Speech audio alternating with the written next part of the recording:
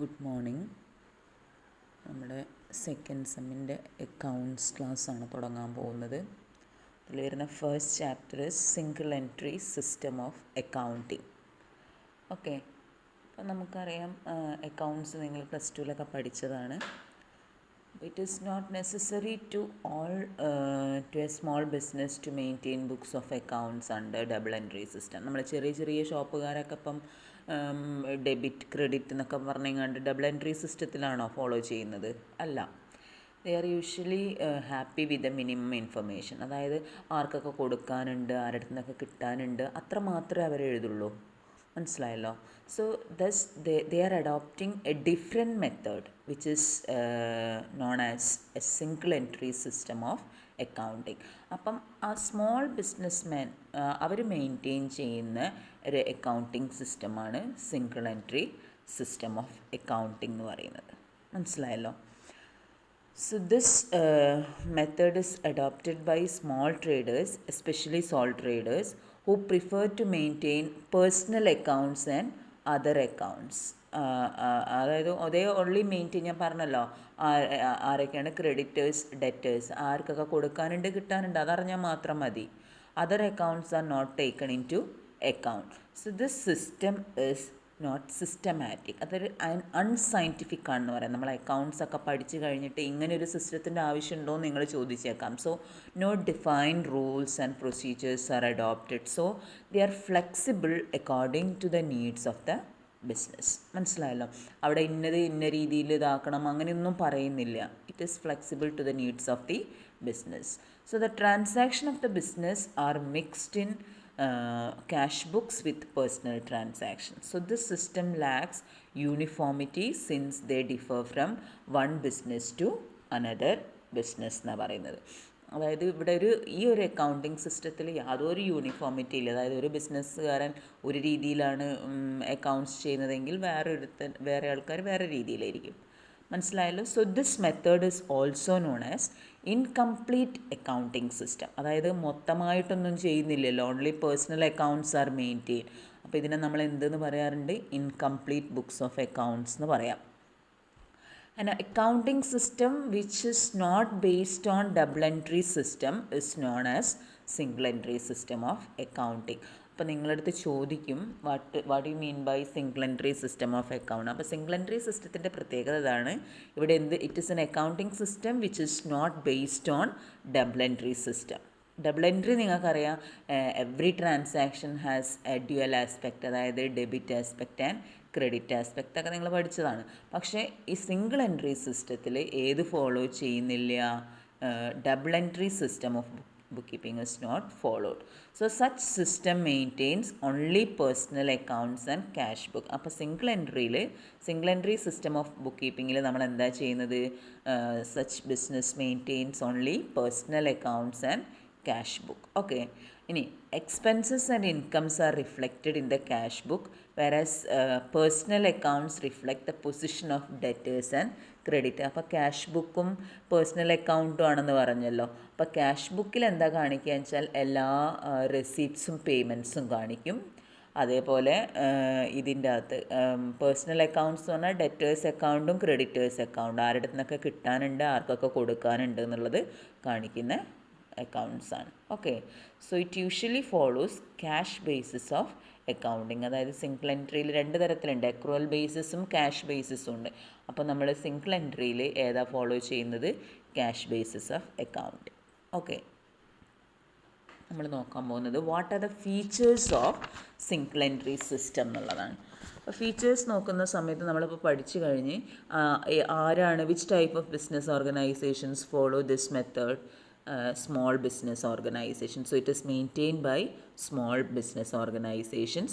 Under this system we maintain only cash book and personal accounts. അപ്പോൾ maintains cash book, അതേപോലെ only personal accounts are kept. Then collection of information from original documents. അതായത് കാര്യങ്ങളെല്ലാം എവിടെ നിന്നാണ് കിട്ടുന്നത്? Original documents എന്നാണ്. It lacks uniformity. നേരത്തെ പറഞ്ഞല്ലോ, റിജിഡ് റൂൾസ് ഒന്നും ഇല്ലാത്തതുകൊണ്ട് ഒരു firm it differs from business to business. Then difficulty in the preparation of final accounts. Final accounts എന്ന് പറഞ്ഞാൽ നിങ്ങൾക്കറിയാം ഫിനാൻഷ്യൽ സ്റ്റേറ്റ്മെൻറ്റ്സ്, ബാലൻസ് ഷീറ്റൊക്കെ പ്രിപ്പയർ ചെയ്യാൻ ബുദ്ധിമുട്ടാണ് ഇതിൽ നിന്ന്, കാരണം മൊത്തം ഇൻഫർമേഷൻ കിട്ടില്ല. So it is difficult to prepare final accounts. മനസ്സിലായല്ലോ?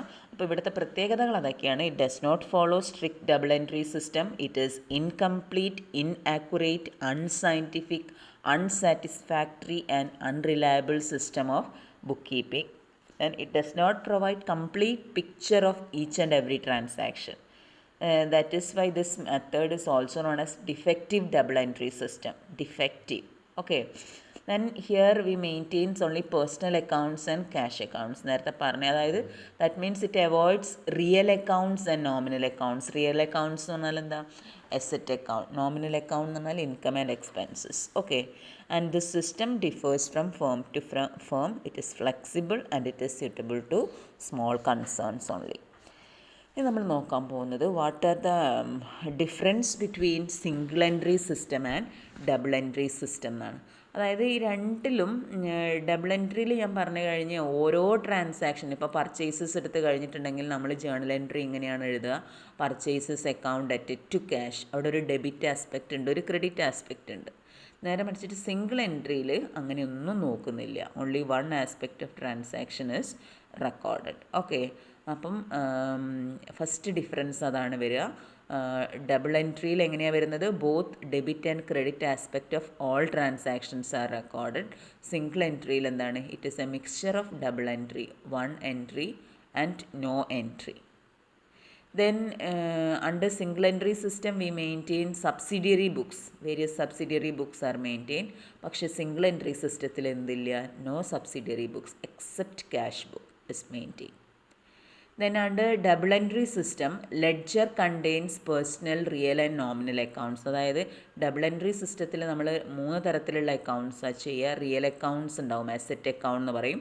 പിന്നെ അതേപോലെ നോമിനൽ അക്കൗണ്ട് ഉണ്ടാവും, എക്സ്പെൻസസ്, ഇൻകംസ് ഒക്കെ. പിന്നെ അതേപോലെ വരുന്നതാണ് പേഴ്സണൽ അക്കൗണ്ട്. ഈ 3ഉം ചെയ്യും. പക്ഷേ സിംഗിൾ എൻട്രി സിസ്റ്റത്തിൽ ഏത് മാത്രമേ ചെയ്യുന്നുള്ളൂ?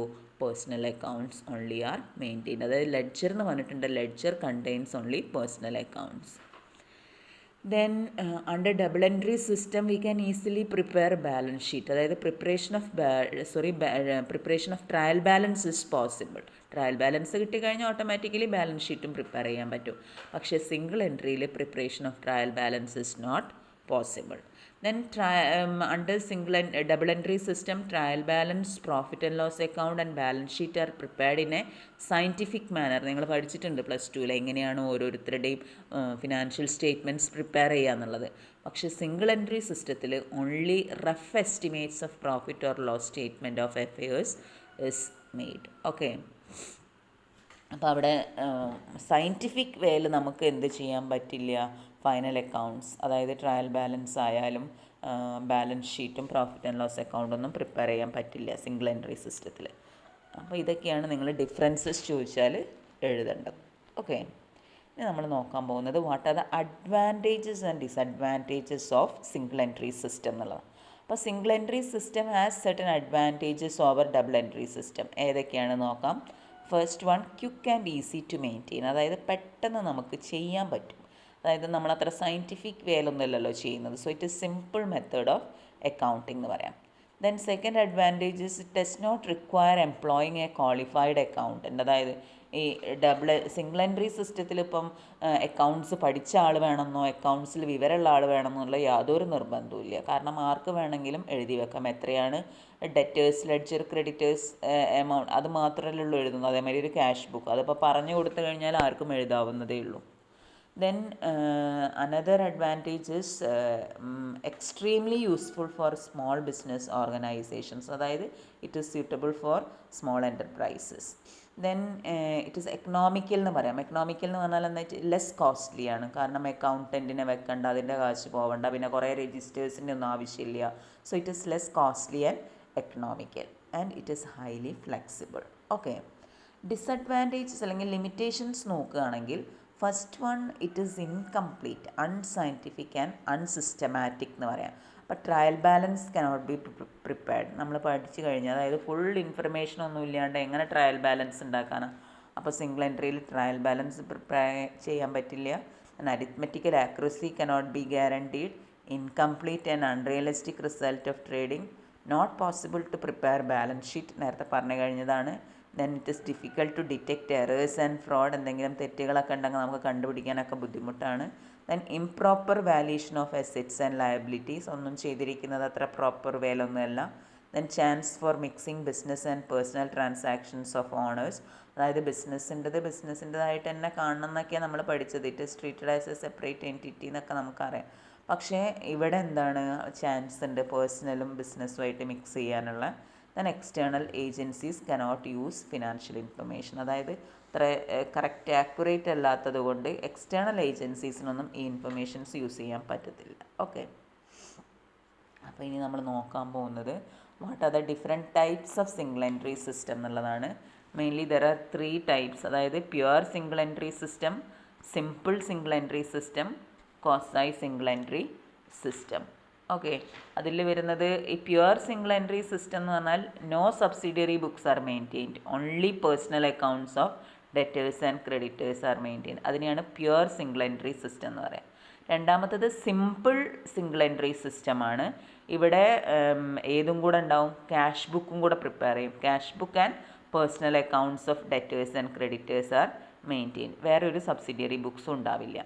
Then quasi single entry system എന്ന് പറഞ്ഞിട്ടുണ്ടെങ്കിൽ ഇവിടെ പേഴ്സണൽ അക്കൗണ്ട്സ് ഉണ്ടാവും, ക്യാഷ് ബുക്ക് ഉണ്ടാവും and some subsidiary books are maintain. ഇതിനെയാണ് ക്വാസി സിംഗിൾ എൻട്രി സിസ്റ്റം എന്ന് പറയാം. ഓക്കെ, ഇങ്ങനെ 3 types of single entry system ഉണ്ടെന്ന് മനസ്സിലാക്കി വെക്കാം. ഇനി നമ്മൾ മെത്തേഡ്സ് ഓഫ് സിംഗിൾ എൻട്രി, അതായത് അക്കൗണ്ടിങ് പ്രൊസീജിയറിലേക്ക് കടക്കാൻ പോവുകയാണ്. അപ്പോൾ എങ്ങനെയാണ് ഈ സിംഗിൾ എൻട്രി സിസ്റ്റത്തിൽ പ്രോഫിറ്റ് അസർട്ടൈൻ ചെയ്യുക, പ്രോഫിറ്റ് ഓർ ലോസ് എന്നുള്ളതാണ്. അപ്പോൾ usually there are 2 methods of calculating profit or loss under single entry system. അതിൽ ആ 2 മെത്തേഡ് ഞാനൊന്ന് പേര് പറയാം. First method is statement of affairs method, അതാണ് ഇവിടെ നെറ്റ് വർത്ത് മെത്തേഡ് എന്ന് പറഞ്ഞ് എഴുതിയിരിക്കുന്നത്. And the second method is conversion method. അപ്പോൾ ഫസ്റ്റ് മെത്തേഡ് എന്താ സ്റ്റേറ്റ്മെൻറ്റ് ഓഫ് അഫയേഴ്സ് മെത്തേഡ് അല്ലെങ്കിൽ നെറ്റ് വർത്ത് മെത്തേഡാണ് നമ്മൾ പഠിക്കാൻ പോണത്. സെക്കൻഡ് മെത്തേഡ് കൺവേർഷൻ മെത്തേഡ് ഇത് കഴിഞ്ഞിട്ട് നോക്കാം. കൺവേർഷൻ മെത്തേഡിൽ എന്താ ചെയ്യുന്നതെന്ന് വെച്ചാൽ ഈ സിംഗിൾ എൻട്രി സിസ്റ്റം ഇൻകംപ്ലീറ്റ് ആയിട്ടുള്ളതിനെല്ലാം കൂടെ നമ്മൾ ഏതിലേക്ക് കൺവേർട്ട് ചെയ്യുന്നു, converting to double entry system. അങ്ങനെ എല്ലാ സാധനങ്ങളും പ്രോഫിറ്റ് ആൻഡ് ലോസ് അക്കൗണ്ടും ബാലൻസ് ഷീറ്റും ഒക്കെ പ്രിപ്പയർ ചെയ്യുക, അതായത് കൺവേർട്ട് ചെയ്തിട്ട് പ്രോഫിറ്റ് കണ്ടുപിടിക്കുക ചെയ്യുക. മനസ്സിലായല്ലോ? അപ്പോൾ ഫസ്റ്റത്തെ മെത്തേഡ് സിമ്പിളാണ്, പക്ഷെ നോക്കിയിരിക്കുക, കാരണം സ്റ്റേറ്റ്മെൻറ്റ് ഓഫ് അഫയേഴ്സ് മെത്തേഡ് എന്നാണ് ഈ മെത്തേഡിൻ്റെ പേര്, അല്ലെങ്കിൽ നെറ്റ് വർത്ത് മെത്തേഡ് എന്ന് പറയാം. അപ്പോൾ ഈ ഒരു മെത്തേഡിൽ 2 statement of affairs, one at the beginning of the year and the other at the end of the year are prepared. അതായത് നമ്മൾ എന്ത് ചെയ്യും, സ്റ്റേറ്റ്മെൻറ്റ് ഓഫ് അഫയേഴ്സ് എന്ന് പറഞ്ഞാൽ it is almost same like balance sheet കേട്ടോ. അപ്പോൾ ഒരു opening statement of അഫയേഴ്സും ഒരു ക്ലോസിംഗ് സ്റ്റേറ്റ്മെൻറ്റ് ഓഫ് അഫയേഴ്സും പ്രിപ്പയർ ചെയ്യണം. ദെൻ അപ്പോൾ ഈ statement of affairs is prepared in order to calculate capital. അപ്പോൾ opening statement of affairs prepare ചെയ്യുന്നത് ഓപ്പണിംഗ് ക്യാപിറ്റൽ കണ്ടുപിടിക്കാൻ വേണ്ടിയിട്ടും closing statement of affairs prepare ചെയ്യുന്നത് എന്തിനു വേണ്ടിയിട്ടാണ്, ക്ലോസിംഗ് ക്യാപിറ്റൽ കണ്ടുപിടിക്കാൻ വേണ്ടിയിട്ടും. എങ്ങനെ ഈ ക്യാപിറ്റൽ വരുന്നതെന്ന് വെച്ചാൽ it is the difference between ഏതാണ് ടോട്ടൽ അസറ്റ്സും ടോട്ടൽ ലയബിലിറ്റീസും തമ്മിലുള്ള ഡിഫറൻസാണ് ക്യാപിറ്റലായിട്ട് എടുക്കുന്നത്. The difference between opening capital and closing capital can be either profit or loss. Okay, അപ്പോൾ these 2 statements are in lieu of balance sheet under double entry system. അപ്പോൾ double entry സിസ്റ്റത്തിൽ നമ്മൾ balance sheet prepare ചെയ്യുന്നതിന് പകരമായിട്ട് ചെയ്യുന്ന ഒരു സ്റ്റേറ്റ്മെൻറ്റാണ് ഈ statement of affairs എന്ന് പറയുന്നത്. അപ്പോൾ അതിൻ്റെ ഒരു ഫോർമാറ്റ് നമുക്ക് നോക്കാം. സ്റ്റേറ്റ്മെൻറ്റ് ഓഫ് അഫയേഴ്സ് ഇങ്ങനെയാണ് സ്റ്റേറ്റ്മെൻറ്റ് ഓഫ് അഫയേഴ്സ് പ്രിപ്പയർ ചെയ്യുന്നത്. അതായത് ഒരു അസറ്റ് സൈഡിൽ ഏതൊക്കെ കാണിക്കും, cash in hand, cash at bank, sundry debtors, bills receivables, prepaid expenses, accrued income, land and building, plant and machinery, furniture and fixtures, lease hold properties, good will, എല്ലാ അസറ്റ്സും അവിടെ കാണിക്കുക. Then liabilities എന്ന് പറഞ്ഞിട്ട് കണ്ടോ ഇങ്ങനെ സൈഡിലായിട്ടുണ്ട്. Sundry debtors, bank overdraft, loan, bills payable, outstanding expenses, income received in advance, capital. അപ്പോൾ ഇങ്ങനെ നമുക്ക് തന്നിരിക്കുന്ന ലയബിലിറ്റീസൊക്കെ ഇതേപോലെ ലയബിലിറ്റി സൈഡിലും എഴുതുക. അപ്പോൾ ഈ ക്യാപിറ്റൽ എന്ന് പറഞ്ഞ് വരുന്നതാണ് ഡിഫറൻസ് ആയിട്ട് എടുക്കേണ്ടത്. മനസ്സിലായി? ക്യാപിറ്റൽ യൂഷ്വലി തരില്ല ക്വസ്റ്റ്യനിൽ. അപ്പോൾ നിങ്ങൾ എന്ത് ചെയ്യണം, ഈ ടോട്ടൽ അസറ്റ് സൈഡ് റഫായിട്ട് കണ്ടുപിടിക്കുക, ടോട്ടൽ ലയബിലിറ്റി സൈഡും കണ്ടുപിടിക്കുക. The difference between total assets and liabilities is capital. മനസ്സിലായോ? ഇതാണ് സ്റ്റേറ്റ്മെൻറ്റ് ഓഫ് അഫയേഴ്സ് എന്ന് പറയുന്നത്. അപ്പോൾ നമ്മൾ ഇതേ ഒരു ഓപ്പണിംഗ് സ്റ്റേറ്റ്മെൻറ്റ് ഓഫ് അഫയേഴ്സ്, അതായത് ഓപ്പണിംഗ് അസറ്റ്സും ലയബിലിറ്റീസും എടുത്തിട്ട് നമ്മൾ ഓപ്പണിംഗ് സ്റ്റേറ്റ്മെൻറ്റ് ഓഫ് അഫയേഴ്സും പ്രിപ്പയർ ചെയ്യണം. അതേമാതിരി closing balances of assets and liabilities ക്വസ്റ്റ്യനിൽ തരും. അതെടുത്തിട്ട് നിങ്ങൾ ഇതേപോലെ തന്നെ ക്ലോസിംഗ് സ്റ്റേറ്റ്മെൻറ്റ് ഓഫ് അഫയേഴ്സും പ്രിപ്പയർ ചെയ്യണം. അതായത് ഡേറ്റിലുള്ള വ്യത്യാസം മാത്രമേ ഉണ്ടാവുള്ളൂ. അപ്പോൾ നിങ്ങൾക്ക് വേണമെങ്കിൽ ഒറ്റ സ്റ്റേറ്റ്മെൻ്റ് ആയിട്ട് 2 എമൗണ്ട് കോളം കൊടുത്താൽ മതി. ഒന്ന് ഓപ്പണിങ്ങിന് വേണ്ടിയിട്ടും ഒന്ന് ക്ലോസിങ്ങിന് വേണ്ടിയിട്ടും 2 സൈഡിലും 2 എമൗണ്ട് കോളം കൊടുക്കാം. ക്ലിയർ ആണോ? നമുക്ക് ഇനി അപ്പോൾ ആദ്യം ചെയ്യേണ്ട സ്റ്റെപ്പ് അതാണ്, preparation of statement of affairs. Second step is you have to prepare a statement of profit or loss. Statement of profit or loss എന്തിനു വേണ്ടിയിട്ടാണ് ചെയ്യുന്നതെന്ന് വെച്ചാൽ in order to ascertain profit or loss made by the business. അപ്പോൾ ഈ statement of profit or ലോസിൻ്റെ ഒരു ഫോർമാറ്റും കൂടെ പഠിപ്പിക്കുന്നുണ്ട്. അതിൽ ഫസ്റ്റ് നിങ്ങൾ വെച്ച് തുടങ്ങേണ്ടത് എവിടെ വെച്ചിട്ടാണ്? Capital at the end. അതായത് നമ്മൾ സ്റ്റേറ്റ്മെൻറ്റ് ഓഫ് അഫയേഴ്സ് പ്രിപ്പയർ ചെയ്തിട്ട് ഓപ്പണിംഗ് ക്യാപിറ്റലും ക്ലോസിംഗ് ക്യാപിറ്റലും കണ്ടുപിടിക്കുന്നുണ്ടല്ലോ.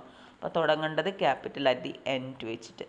ഇതിൻ്റെ കൂടെ നിങ്ങൾ എന്ത് ചെയ്യണം? You have to add drawings made during the year. ഇവിടെ ശ്രദ്ധിക്കേണ്ട കാര്യം എന്താണെന്ന് വെച്ചാൽ ഡ്രോയിങ്സ് നമ്മൾ ഓൾറെഡി ബാലൻസ് ഷീറ്റിൽ ഡിഡക്റ്റ് ചെയ്ത് വെച്ചിട്ടുണ്ടാവും. അത് നിങ്ങൾ എന്താക്കണം? You have to add back drawings less ഏതാണ്?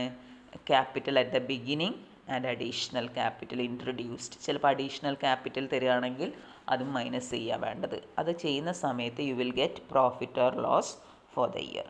മനസ്സിലായല്ലോ? അപ്പോൾ ആദ്യം തന്നെ ചെയ്യേണ്ടത്, ഞാൻ എടുക്കുന്നത് അന്നന്ന് പഠിച്ച് വെച്ചോളുക. ഫസ്റ്റ് സ്റ്റേറ്റ്മെൻറ്റ് ഓഫ് അഫയേഴ്സിൻ്റെ ഫോർമാറ്റ് എങ്ങനെയാണെന്ന് നോക്കി വെച്ചോളുക.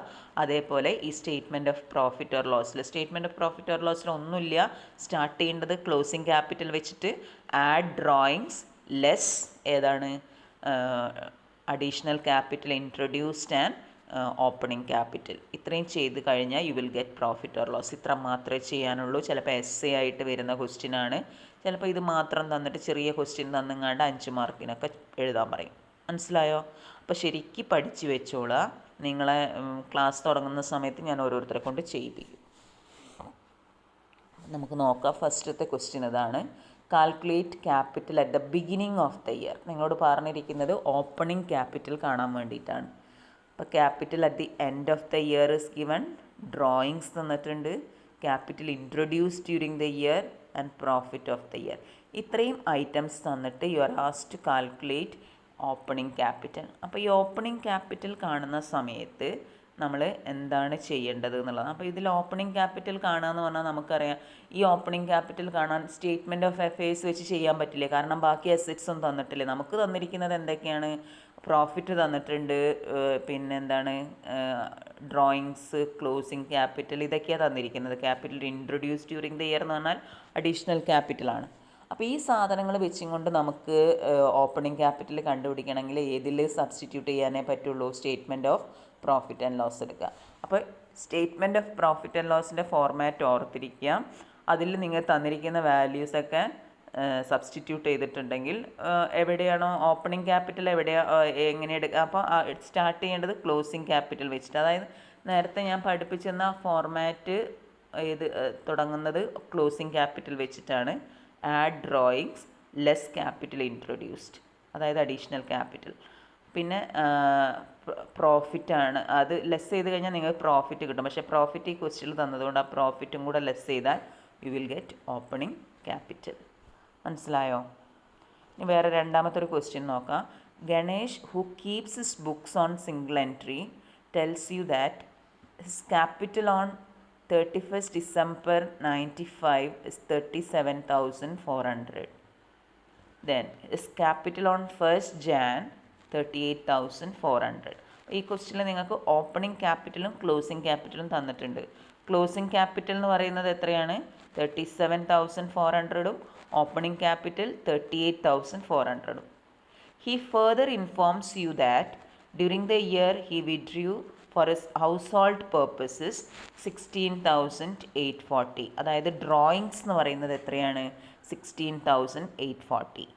He once sold his investment of rupees 4,000 at 2% premium and brought that money into business. അതായത് അദ്ദേഹത്തിൻ്റെ ഇൻവെസ്റ്റ്മെൻറ്റ്സ് സെയിൽ നടത്തിയിട്ട് ആ പൈസയും കൂടെ ഏതിലിട്ടിട്ടുണ്ടെന്നാണ് പറയുന്നത്, ബിസിനസ്സിലിട്ടിട്ടുണ്ടെന്ന്. അതിൽ നിന്ന് നിങ്ങൾ മനസ്സിലാക്കേണ്ടത് അത് അഡീഷണൽ ക്യാപിറ്റൽ ഇൻട്രൊഡ്യൂസ്ഡ് ആണ്. അപ്പോൾ അഡീഷണൽ ക്യാപിറ്റൽ ഇൻട്രൊഡ്യൂസ്ഡ് എന്ന് പറയുന്നത് 4000 വിറ്റത് പ്രീമിയത്തിനാണ്. അപ്പോൾ 4800 വരും അഡീഷണൽ ക്യാപിറ്റൽ എന്ന് പറയുന്നത്. We are required to prepare a statement of profit or loss. അപ്പോൾ അത് ചെയ്യുന്ന സമയത്ത് ശ്രദ്ധിക്കുക, ക്ലോസിംഗ് ക്യാപിറ്റൽ വെച്ച് സ്റ്റാർട്ട് ചെയ്യുന്നു, add drawings, less opening capital and additional capital. ഈ അഡീഷണൽ ക്യാപിറ്റൽ എന്ന് പറയുന്നത് ഇൻവെസ്റ്റ്മെൻറ്റ് സോൾഡ് ആണ്. ഇൻവെസ്റ്റ്മെൻറ്റ്സ് 4000 പ്ലസ് പ്രീമിയം 2% അപ്പോൾ പ്രീമിയം എന്ന് പറയുന്നത് 80 റുപ്പീസാണ് വരിക, സോറി 800 അല്ല 80. അപ്പോൾ 4080 വരും എന്തെന്ന് പറയുന്നത് അഡീഷണൽ ക്യാപിറ്റൽ. അത് ലെസ് ചെയ്തിട്ടുണ്ടെങ്കിൽ U will get profit for the year. 11,760 ആൻസറായി വരും. മനസ്സിലായോ? അപ്പോൾ ഇത്രയും ചെയ്ത് വെക്കുക. ഇന്ന് നാളത്തേക്ക് ഒരു ഹോംവർക്ക് ഞാൻ തരാം.